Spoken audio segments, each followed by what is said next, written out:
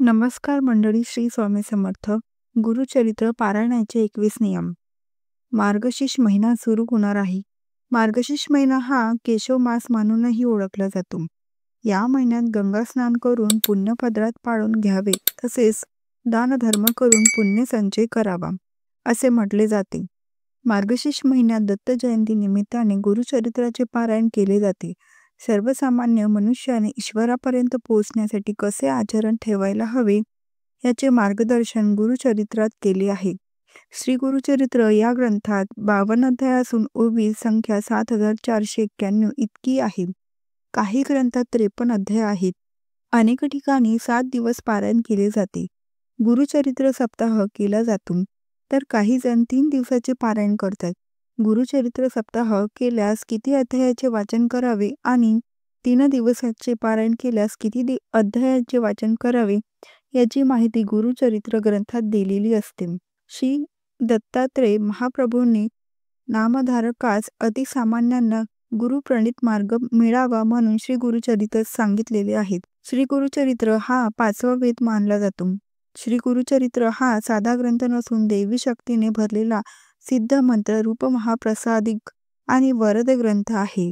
श्री गुरुचरित्र पारायण वाचल्याने आपल्यावरची संकटे दूर होतात, आरोग्याची तक्रारी दूर होतात, पितृदोष दूर होतो आणि इतर अडचणींवरही मार्ग सापडतो. परंतु गुरुचरित्र पारायण करण्याआधी काही नियम आवर्जून ध्यानात ठेवणे आणि त्यांचे आचरण करणे आवश्यक आहे. नेमके काय करावे आणि काय करू नये जाणून घेऊया या व्हिडिओच्या माध्यमातून. श्री गुरुचरित्र पारायण कसे करावे? श्री गुरुचरित्र वाचन सुरू करण्यापूर्वी आदल्या दिवशी 4 कुत्रे व गाय यांना नैवेद्य अर्पण करावा. 4 कुत्रे म्हणजे 4 वेद होय. 1 गाय म्हणजे दत्तात्रेयांची कामधेनू असल्याने हा नियम पाळावा असे सांगितले जाते. पारायण करण्यासाठी लागणारे साहित्य. पारायणापूर्वी फुलं, हार, तुळशीपत्र, सुगंधी उदबत्ती, धूप, कलश, विड्यांची पानं, नैवेद्यासाठी मिठाई, अष्टगंध, चंदन, अत्तर, रांगोळी, 2 आसने, 1 चौरंग, चौरंगावर पिवळे किंवा भगवे कपडा अंथरावे. चौरंगाभोवती व गुरु दत्तात्रेयांच्या आसनांभोवती रांगोळी काढावी. आंब्याचे तोरण प्रमुख दरवाजाला बांधावे. चौरंगाजवळ डाव्या बाजूस समय लावावी. गुरुचरित्र पारायण ही एक अत्यंत शुभ आणि फलदायी पूजा आहे, जी श्री स्वामी समर्थ महाराज आणि दत्तगुरूंच्या कृपेसाठी केली जाते. या पूजेची मांडणी योग्यरित्या करणे गरजेचे आहे, जेणेकरून आपल्याला पूजेचा पूर्ण लाभ मिळेल.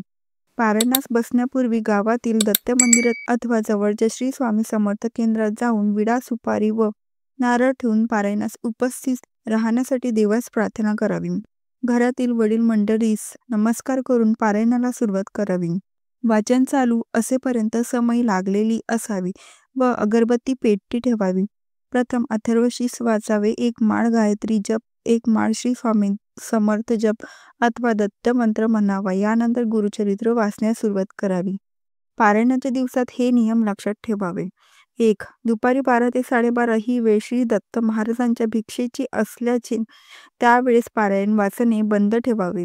2. श्री गुरुचरित्र वाचण्याच्या कालावधीत दुसऱ्यांच्या घरचे अन्न घेऊ नये. आपली आई, पत्नी व लग्न न झालेली बहीण यांच्या हातचे अन्न खाण्यास हरकत नाही.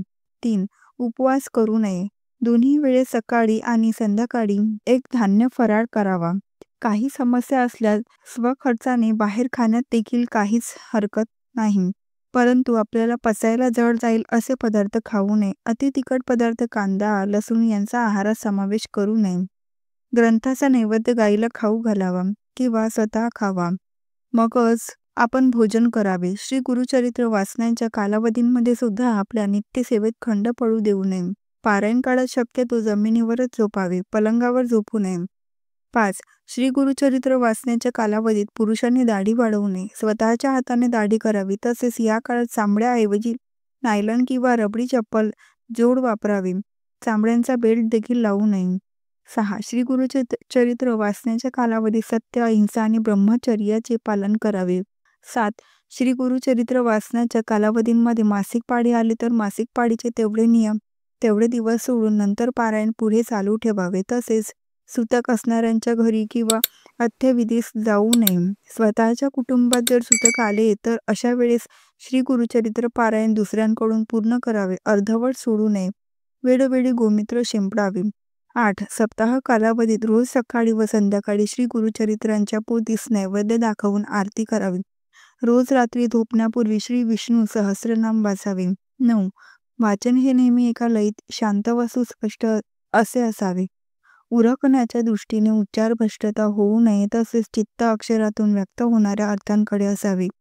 10. वाचन करण्यापूर्वी पहिल्या दिवशी सूर्योदयापूर्वी उठून सर्व कार्य उरकून उजव्या हातावर पाणी घेऊन संकल्प सोडावा. म्हणजे देवाला आपला हेतू सांगून आपला जो संकल्प असेल तो संकल्प पूर्ण होण्यासाठी मी हे कर्म करत आहे असे सांगून पाणी सोडावे. याला संकल्प म्हणतात. संकल्पाचा उच्चार केल्याशिवाय पारायणाला सुरुवात करू नये. 11. त्यानंतर कुलदैवत, गुरु, माता पिता यांचे मनातल्या मनात स्मरण करावे. 12. वाचण्यासाठी नेहमी पूर्वेकडे तोंड करून किंवा उत्तरेकडे तोंड करून बसावे. तसेच बसण्याची जागा स्वच्छ, शांत आणि पवित्र निवडावी. 13. वाचण्यासाठी तुम्ही जी जागा किंवा जी वेळ निवडली असेल तीच वेळ, तीच जागा जेवढे दिवस पारायण करायचे आहे तेवढे दिवस असावे. कोणत्याही कारणास्तव त्यात बदल होऊ देऊ नये. 14. श्री दत्तात्रेयांची मूर्ती किंवा प्रतिमा नसल्यास पाटावर थोडेसे तांदूळ ठेवून त्यावर सुपारी ठेवावी. श्री दत्तात्रेयांचे आवाहन करावे. 15. पारायण काळात देवापुढे 7 दिवस अखंड नंदादीप ठेवावा व सुंदर रांगोळी काढावी. 16. देवासाठी एक पाट मोकळा ठेवावा. पारायण काळात साक्षात दत्तगुरु फेरी मारतात अशी दत्तभक्त श्रद्धा आहे. यासाठी पाटावर कोरे वस्त्र अंथरून ठेवावे. 17. वाचन मनातल्या मनात न करता मोठ्या आवाजांमध्ये करावे. 18. रोजचे वाचन झाल्यानंतर पोथी बंद करून ठेवावी. पोथी फक्त वाचनापुरतीच उघडी ठेवावी. आसनावरून उठण्यापूर्वी तिला हळद कुंकू व फुलं वाहून नमस्कार करावा. 19. पारायण काळात त्या दिवसाचे वाचन संपल्यानंतर रात्री आरती करावी. 20. पारायण काळात रात्री देवाच्या सानिध्यात चटईवरच झोपावे. झोपताना डाव्या कुशीवर झोपावे. म्हणजे संकल्पपूर्तीचा दृष्टीने संदेश ऐकू येतात असा श्रद्धेने अनुष्ठान करणाऱ्यांचा अनुभव असल्याचे सांगितले जाते. 21. वाचण्याच्या काळात मध्येच आसनावरून उठू नये किंवा दुसऱ्यांशी बोलू नये. 22. सप्ताहाचा प्रारंभ पुष्कळदा शनिवारी करून शुक्रवारी समाप्ती करतात, कारण शुक्रवार हा श्री गुरूंच्या आनंद गमनाचा दिवस आहे. 23. सप्ताह पूर्ण झाल्यानंतर 7व्या दिवशी शक्य तर 8व्या दिवशी सुपारीतून श्री दत्तात्रेयांचे विसर्जन करावे आणि नैवेद्य आरती करून भोजनास सवासन ब्राह्मण सांगता करावी. महानैवेद्यात शक्यतो घेवड्यांची भाजी करावी. 24. वाचनात यांत्रिकीपणा नको, म्हणजे फक्त वाचतोय म्हणून वाचू नये. मनोभावे पोथीचे वाचन करावे. 25. एकदा संकल्प सोडून पारायणाला प्रारंभ केल्यानंतर ते पूर्ण करणेच आवश्यक असते, परंतु मध्ये सोयर किंवा सूतक आल्यास व्यत्यय येतो. अशा वेळी परिचिताकडून म्हणजेच आपल्याच कोणीतरी नातेवाईकाने याचे अपूर्ण राहिलेलं वाचन मी पूर्ण करतो असा संकल्प सोडून आपल्या घरातील उर्वरित वाचन पूर्ण करावे. तसेच सोयर किंवा सूतक संपल्यावर घरात गोमूत्र शिंपडून शुद्धी करावी. त्या दिवशी अवतरणिका वाचावे व दत्तमूर्ती किंवा दत्तपादुकांवर अभिषेक करावा.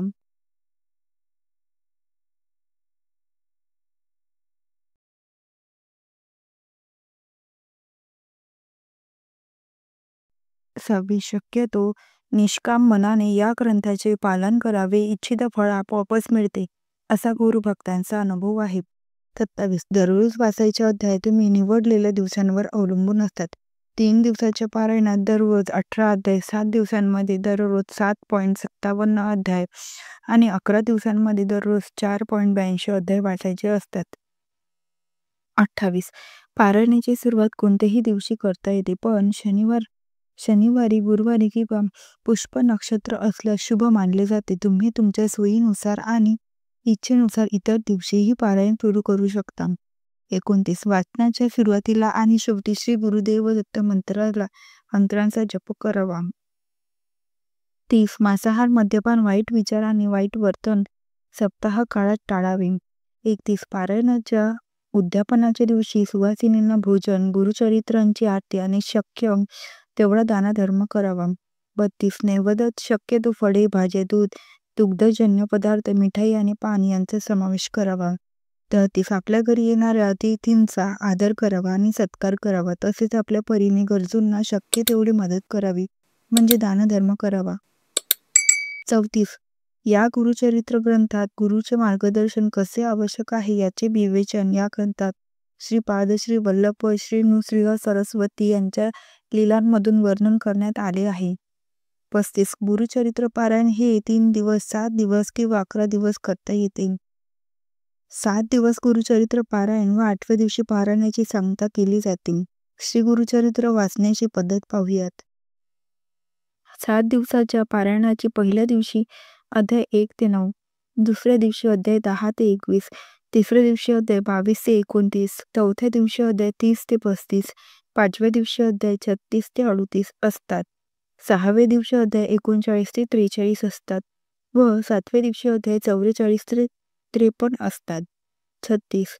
श्री गुरुचरित्र सप्ताह हा 7 दिवसाचे एक पारायण या पद्धतीने करायचा असतो, परंतु 21 दिवसात आपण 3 पारायणे किंवा 49 दिवसात 7 पारायण करण्याच्या देखील पद्धती आहेत.